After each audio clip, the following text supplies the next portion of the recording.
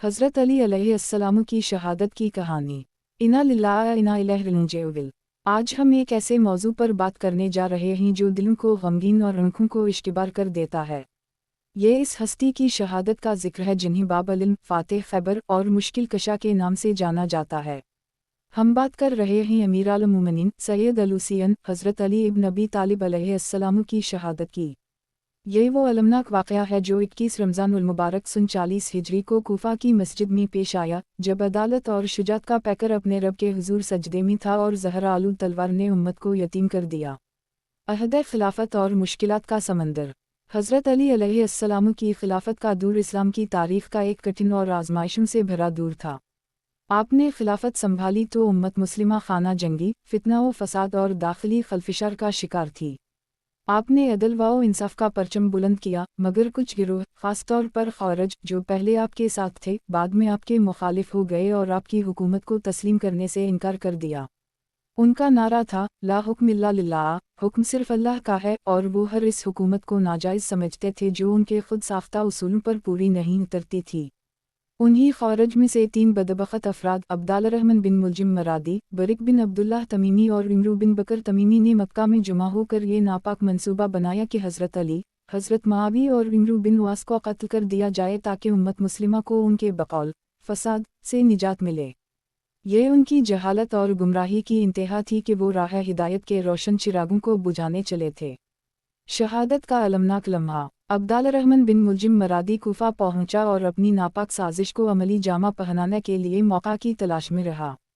19 रमज़ानुल मुबारक सन 40 हिजरी की वो मनहूस रात थी जब हज़रत अली अलैहिस्सलाम अपने रब की इबादत में मशगूल रहने वाले मस्जिद कूफा में फजर की नमाज के लिए तशरीफ़ लाए।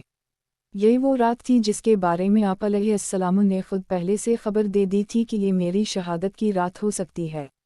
आप अलैहिस्सलाम ने जैसे ही नमाज शुरू की, अब्दुर्रहमान बिन मुलजिम ने घात लगाकर ज़हरा आलू तलवार से आपके सर मुबारक पर वार किया। वो वार इतना गहरा था कि अदालत के इस अजीम अलमबरदार को लर्जा दिया।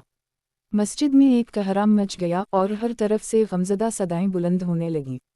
ज़ख्मी हालत में आप अलैहिस्सलाम को घर ले जाया गया। अगले 2 दिन तक आप बिस्तर अलालत पर रहे। इस दौरान भी आपने उम्मत की फलाह व बहबूद के लिए वसीयतें फरमाईं।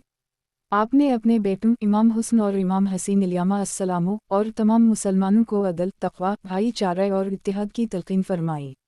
आपने अपने कातिल के साथ भी अदल करने का हुक्म दिया, फरमाया, अगर मैं ज़िंदा रहा तो मैं इसके बारे में फ़ैसला करूँगा, और अगर मैं शहीद हो गया तो उसे सिर्फ़ इतना ही क़सास लेना जितना उसने किया है, ना ज़्यादा।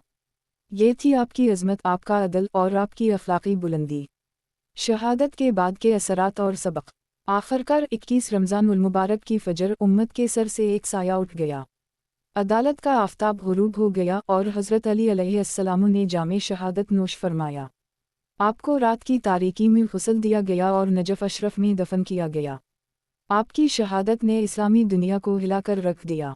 ये खिलाफत राशिदा के दूर का ख़ातिमा था और इसके बाद उम्मत में सियासी व फ़िक्री इख्तिलाफ़ात मज़ीद गहरे हो गए।